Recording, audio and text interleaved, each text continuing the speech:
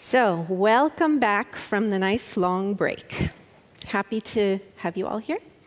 I'm Deborah Steinborn. I'm an American journalist based in Hamburg, Germany, and I'm editor-in-chief of ZEIT Germany magazine. ZEIT Germany is an English language publication of the ZEIT Verlag, and it offers students and researchers around the globe a glimpse into the very exciting world of German higher education. We're here. It's an honor to introduce our next guest speaker, coming to us straight from my hometown, New York City, Robert Quinn. Hello, Rob. Hi, Deborah.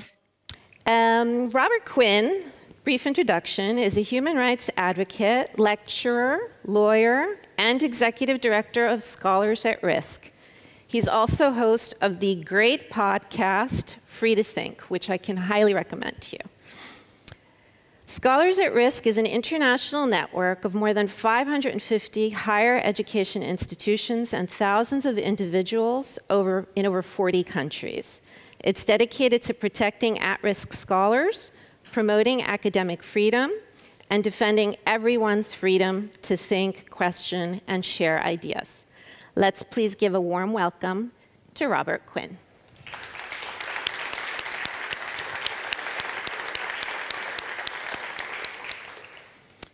So, Rob, I have, as you know, quite a few questions, and we have little time, so we'll have to talk as fast as New Yorkers do. Just straight up front, could you just explain what is academic freedom and why should we even care about it? Sure, but first just let me say thank you for including us and for including academic freedom on the topic of your event. It's a pleasure to join you this afternoon. I mean, academic freedom is really quite simple at its core and a little complex in its implementation, but at its core, it's the freedom to pursue truth. It's the right, and it is a right of academics and students and others engaged in the research and teaching process to pursue their work without fear of intimidation, of persecution, prosecution, and so forth. And it includes not just discourse inside the campus, which we all think about, but also engaging with the public on the information that we're generating in our research communities. Thanks. So how do we go about improving academic freedom? What can universities do? What can politicians do? What can students do? Well, of course, we do what we're doing right now is most important, talk about it, right? We tend to take it for granted until we don't have it anymore. In that sense, it's a lot like the climate of higher education or the climate of the planet. We didn't pay enough attention to it, and now we need to, right? So we need to do the same for academic freedom. We need to talk about it in our classrooms, on our campuses, in our associations, and with the state and with the public. And then we need to be really concrete about that. For example, I'm not aware of any institution in the world that has a formal orientation training program that includes teaching people about academic freedom when they enter higher education. I don't understand why we don't do that. Oh, how could we go about getting that instilled?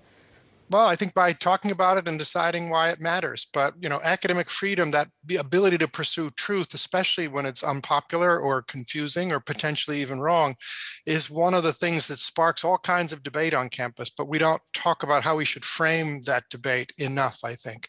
Many professional schools do. They have required courses on ethics in medicine, in law, in journalism. But we, in the general university, academic freedom is sort of our core ethical guidance. And we don't train enough for it. So I think we could all think about how we could do that when we bring new members into our communities, whether it's staff or leadership or academics or students. You've talked actually about the possibility of introducing like a 30-minute core course that would be required for students around the world. Is that something that's concretely being considered or formulated? Yeah, well, that idea started with the fact that we have a MOOC, we have a course on academic freedom. It's free, it's online, it's on the Future Learn platform if anyone wants to take it. It's called Dangerous Questions, Why Does Academic Freedom Matter? But we realize not everybody has the time to do 2 or 3 hours a week for 3 weeks in a row. So yeah, we're working on trying to boil that down to 30 minutes or even 15 minutes of what is the core essence of academic freedom that we want everyone in higher ed and in the public to understand.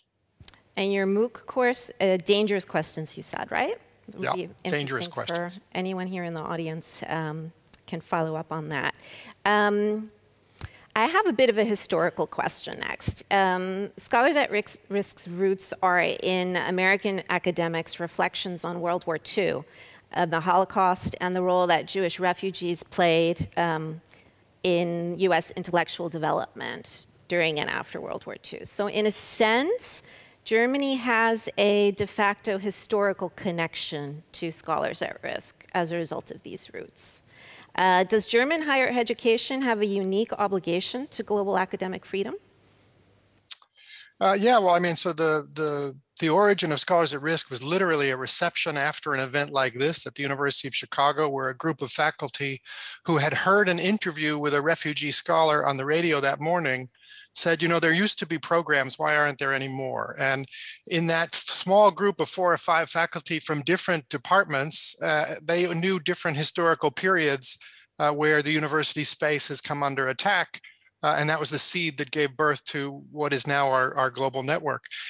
So, of course, the World War II history is an important part of that. And so in that sense, sure, Germany has a unique connection to that history, but so does every other country. You know, the United States has our McCarthy period. Latin America has the dictatorships of Pinochet and the other states where academics had to flee. China, of course, has had its anti-intellectual purges. The USSR states have had their anti-intellectual purges. So I think every country has a unique history that connects to the pressure where power exerts itself over ideas, but it doesn't mean that we don't do this together, because the dynamics are the same all around the world. Okay. I'm just curious, what would you say is Germany's role in the fight for global academic freedom today, perhaps compared with when Scholars at Risk got started back in the early 90s? Well, I think that's really an exciting difference and a positive. You know, I frequently say there has never been a better time to work for academic freedom.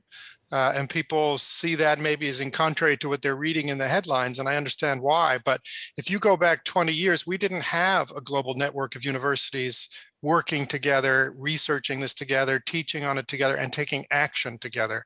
And now we do. And in particular, in Germany, we have a SAR Germany section with over 40 institutions that are members that's actively involved through the Alexander von Humboldt Foundation, which is part of the section. They have the PSI program, which is actively supporting threatened and refugee scholars being hosted at institutions and continuing their work at German universities.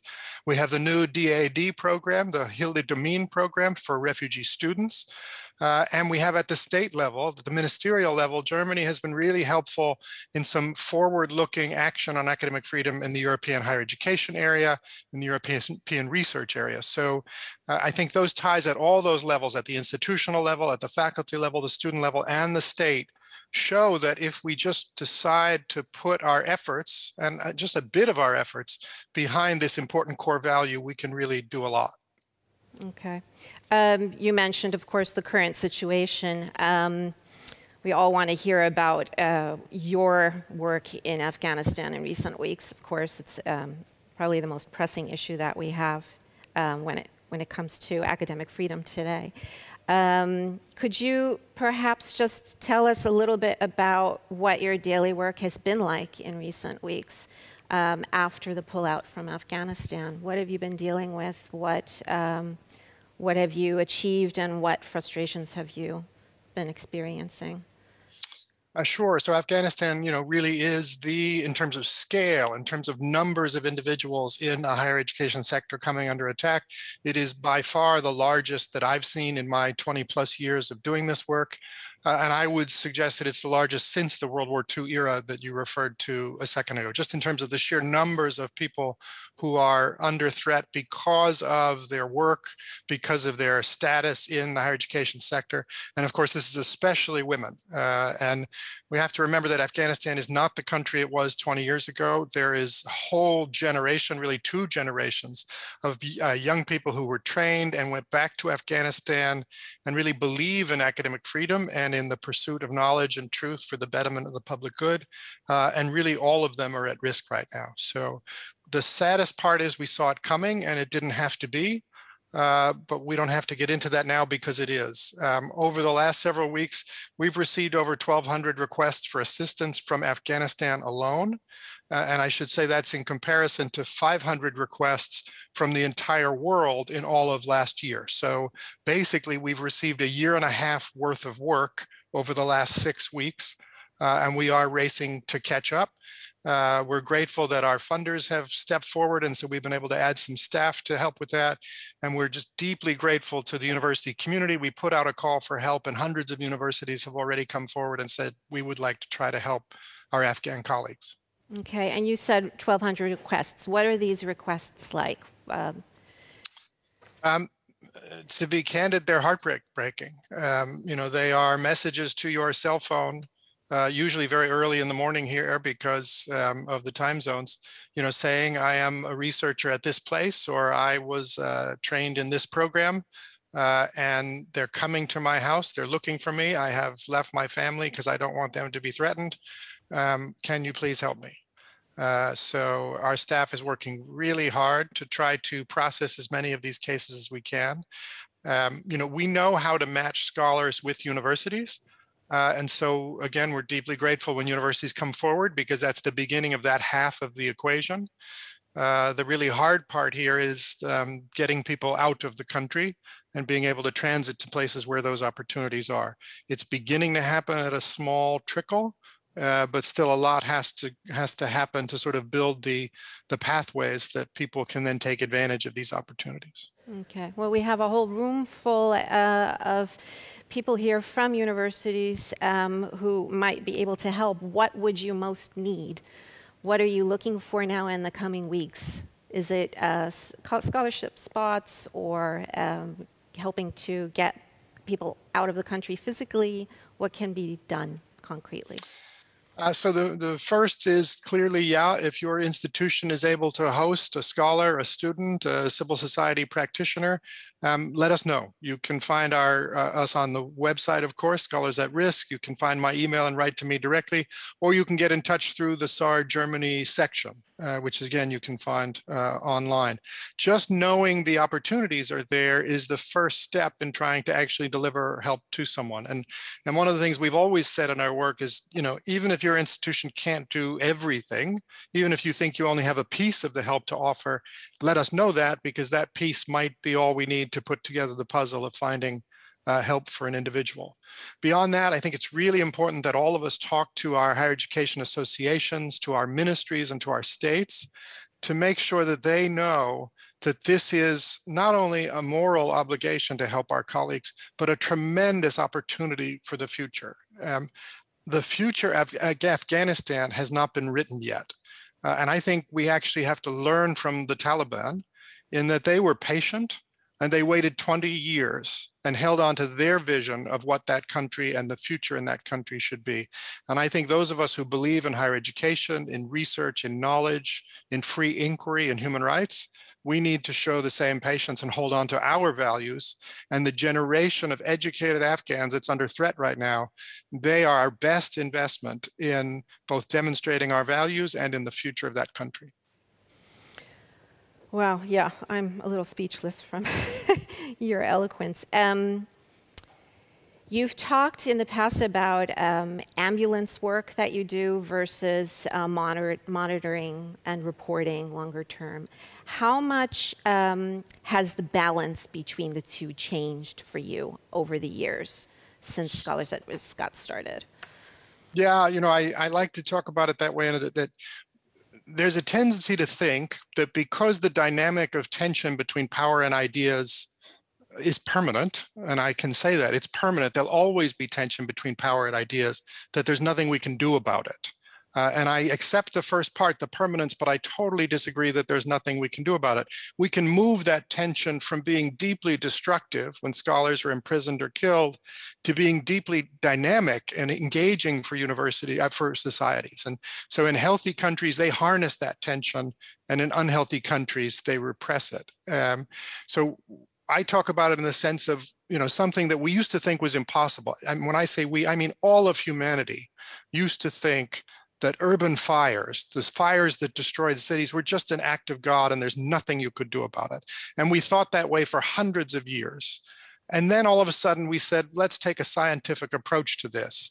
And so what did we do? We started building fire departments, and then the fire departments would begin developing rescue, right? The first was rescue. That's the ambulance work you're talking about. That's our casework. It remains the majority of what we do. 2/3 of what we do is direct assistance to individual academics. But then instead of just rescuing, we evolved the idea of, can you look out for fire in the first place? Can you try to warn about that?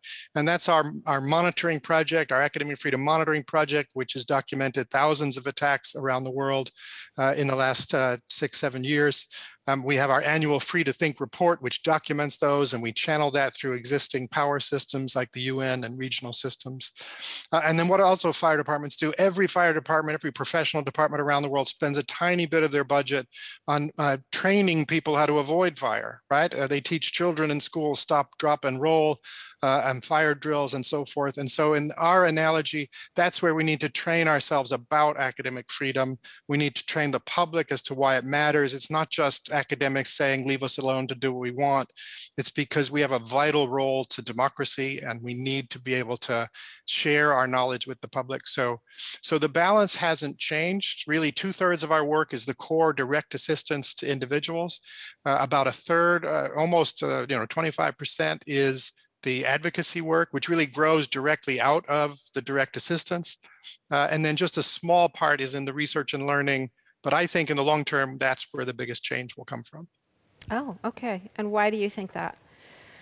Well, because on the sheer numbers of people that get threatened, one of the reasons we say, why do scholars get attacked? Because it's a very, very efficient way to deliver power and to scare a society, right? So if one of your colleagues goes to prison because they published a certain paper, even if you don't work in that area, you're going to think twice about what you publish next time, right? So self-censorship is what I describe as the dark matter of the academic freedom universe. It's everywhere, and it's there intentionally because power wants to make it be there, tries to put it into that space. So if we want to have the biggest change over the longest term, we who are enjoying academic freedom need to understand it better, and we need to assert it more. And so that's where the research and learning comes in. Again, in the fire analogy, that's why we train children, and that's why they know how to be fire safe, and we need to be academic freedom safe. You mentioned self-censorship. How big of an issue is that for students in certain countries? I know I've read stories of scholars and researchers who have hesitated to take aid from Scholars at Risk or from other organizations because they thought it sounded just too good to be true, or because they were actually sort of censoring themselves and saying, well, if I do that, I'll be labeled perhaps as sort of like a dissident. How prevalent is that, and what can be done to improve that situation? Well, on the direct point there, I haven't heard of scholars who've sort of turned down help when they desperately needed it because of the labeling. And I'm not saying it doesn't happen, but the truth is they're going to be labeled anyhow. They're not being labeled because we're helping them. They're being labeled because of what they're saying in their papers and on their campuses and so forth. And I also say that doesn't make them a dissident. It's the assertion of authority on them for having done so that makes them the dissident, right? Up until the point that power tries to stop it, they're just scholars being scholars and putting truth out into the world. And I think we need to know that, right? So there is courage in the term dissident, but there isn't necessarily that they set out to do it that way. They were following the truth, I just think that we need to understand that self-censorship is a natural human response when individuals are left vulnerable in the face of power, right? So, and I always say the number one tool of the repressor is not violence. The number one tool is isolation. And it's so if we allow each other to get isolated in our exercise of our rights, then it's much easier to take away those rights, not least because we will voluntarily do it through self-censorship. And I wouldn't limit that to what we might call, dangerous, repressive, or anti-democratic states. We know this is a big problem everywhere, and all of our campuses, and especially with the new younger generation that is so tech invested, lighter forms of self-censorship are going on. And I think we really need to ritualize the practices of discourse on our campuses so that people know how they can bring things up that are sensitive, but in ways that it is safe to have those conversations, because that's really where our institutions will flourish. And if we don't, we're going to lose the best thing that higher education can do that other places aren't even trying to do. Do you have one example of lighter form of self-censorship that you're seeing among the younger generation? Sure. I mean, in my own country where I am now, there's all kinds of surveys that have come out in the last couple of years about how young college students are hesitant to bring up sensitive issues that are definitely being discussed in the society or should be, such as, race issues, equity issues, income issues, because they're afraid of being labeled on social media by their peers largely. The surveys show that they're not largely concerned about their professors labeling them. They're concerned about their peers, and therefore they don't speak up in the seminar room, and they don't speak to people about these issues if they don't know those people well, because they're afraid of what will happen on social media if they do so. And so we really need to, as an academic community, I mean, we're all human beings struggling with this technology, and how do we improve our communication with it and minimize the disruptives. But we're academics, we're in the intellectual space. I think it's especially important for us to figure out how to harness these tools and how to educate people so that we continue to be able to have free discourse together. Yeah.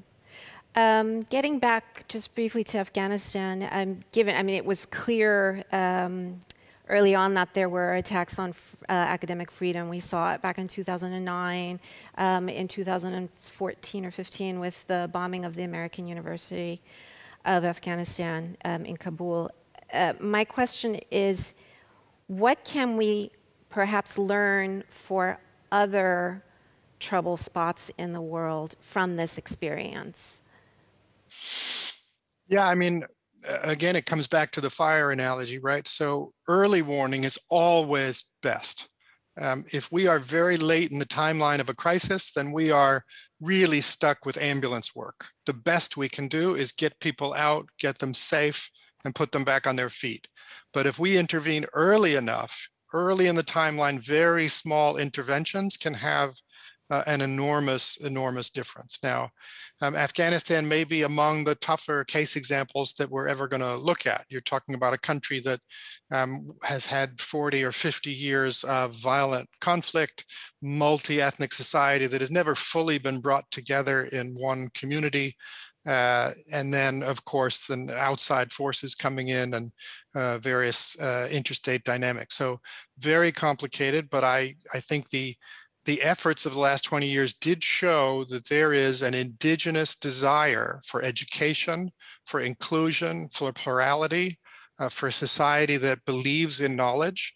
And you are seeing that simply, literally people voting with their feet, desperate to get out of a place where they believe none of that is going to be valued over the next 10 or 20 years, and trying to set up a place where they can have that in their lives, right? So I think we need to really honor that and commit ourselves to those values as we say them, but also commit it in the way that we live them. Okay. I'm just curious, of course, you're limited by funding. I mean, funding, there's always not enough money and not enough scholarships to sponsor everyone. What happens when the money runs out for a scholar who is on the run? What happens after that? I know it's such a simple question and probably very naive, but I have to ask it. Well, forgive me as a member of the academic community for knocking on wood on the table when I say so far the money hasn't run out, at least as to our programs. And I'm also pleased that there are sister programs that have started in the last 20 years in Germany and elsewhere. And so we as a community working on this problem are growing. So that's good. Of course, there isn't enough money. And so if you'll forgive me, one of the things I always say when I'm speaking publicly and mean it 100%, if there are any billionaires or half billionaires listening who would like to make this their great cause, please let us know. And there are more billionaires every day, so who knows, maybe one of these days. But at the end of the day, it requires the combination of individual support, because that's just so flexible, institutional support. And as again, I've said, we've seen universities step forward and say, yes, we can find money for one, or we can find money for more. And we're going to need state support, because these are big, big dynamics. And so very, very pleased and proud that Germany supports the Philip Schwartz Initiative and the Hilde Domin program, which are really great. And those were really models that helped to spread other and encourage other states to do that. And so Scandinavian states have versions now that they have learned from the German experience. There's a great program in France, the PAUSE program. So that's a portion of the equation as well. And at this very moment, we, Scholars at Risk, through a project called Inspire Europe, which includes German partners and other partners across Europe, including the European University Association, are urging the EU to create a dedicated Researchers at Risk fellowship scheme, recognizing that this dynamic of power and ideas is always going to be in tension, and it's always going to be in our interest to support those who are advocating for the space for ideas. It's surprising that there isn't one yet. Yes and no. You know, it's uncomfortable to think on a daily basis of the dynamics of risk and threat. I think in a deep level, it makes us all realize how vulnerable the society that's built on ideas can be. It also takes time. You know, higher education is an incredibly dynamic space, and it's been going under, it's almost cliche to say it, but revolutionary changes every decade for the last 5 decades. So everybody's busy, I get it. But if we don't spend time focusing on our core values and living them, we will lose, in the business sense, our differentiation from the for-profit and other versions of learning and teaching and research. And I think that's to our disservice. So on the one hand, surprising it doesn't exist, but I get it. Let's move on anyhow. Let's get it to exist. Let's get it replicated around the world. And let's make it entirely normal that when a researcher is threatened, there are opportunities for them to continue their work so we don't lose their ideas. Okay. One very nitty-gritty question. Which university rankings, if at all, include academic freedom in them? So none include academic freedom per se explicitly with any kind of nuance. And I think that's really important. You know, academic freedom is not a checkbox, have it, don't have it, and then you're done. Various rankings, you know, I think the challenge with the rankings is what are they doing? They're whether they say it or not, they're putting together a list that they know people will look at and say, this is a quality ranking. The institutions listed here are great universities based in the order in which they're listed. And our view is that if you're not factoring in academic freedom, which is at its root a driver of quality, I mean, that's what it's all about. Academic freedom is about making sure there's quality in teaching, research, and discourse. If you're not factoring it in, then your index is based on really an error. Wow. So basically, university rankings are then worthless. Well, I am certainly not the first one to say there are challenges with university rankings, and I'm not an expert on them, so I won't go quite that far, but I know there are experts on them who do go exactly that far and say they're not only worthless, but deeply dangerous because they then drive a system of trying to follow the rankings, and that then warps the activities that we're trying to engage in. That's beyond my expertise, whether you want to use rankings or not, and I understand the values of having certain systems for measurement of complex systems, but I'm just saying that if that formula, if the formula that's used for whatever ranking you think is valuable doesn't factor in the core values that make the space you're trying to improve special, then you're following something that isn't going in the direction you want it to go. And so that's why we were very pleased to partner with the VDEM Institute in Sweden and the GPPI in Berlin to create the Academic Freedom Index, which is the first measure of academic freedom on a global time scale. We now have 2 years of data. There'll be more data coming forth each year. And so what we've had to do is we've gone and engaged with the rankings community, and we've said, look, we know it's tough to measure anything, and we know it's tough to measure something as fluid and as dynamic as academic freedom. And so maybe you're off the hook for having not done it before, but now there's an index. So now there's no excuse for not factoring in academic freedom into your rankings. So let's have a conversation about that and let's see what can be done. Well, that's a great next step in evolving awareness of the topic and hopefully developing the longer-term trajectory of more academic freedom all over the world. Let's hope. Yeah, I mean, you can't solve a problem if you can't measure your progress on the problem. And so the academic freedom tool is a really important one for us now as we move beyond words and say, okay, we support this stuff. Now, how do we make it better? And that's the phase that we're at. And I think it's an exciting phase. Well, that's great, Rob. Thank you so much. I see that we're pretty much out of time, unfortunately. We talked fast, but not fast enough. You answered all my questions before I asked them, so I had a few more, but hopefully for a second round sometime. And given that I am a freelance journalist and also working for Forbes magazine, I will point out to every billionaire I speak with in the near future that Scholars at Risk is happy to hear from them. So that would be a great success. Much appreciated there. Much appreciate the conversation. Thank you to ZEIT and everybody there participating for sparing some of your time with me. And please, number one thing we can do for academic freedom is talk about it more and live it in our own lives. Make sure we're treating each other on our campuses with the respect that academic freedom deserves. And I think it'll all grow from there. Thanks so much, Rob. Really appreciate it. And have a My good pleasure. morning. Great afternoon to you all.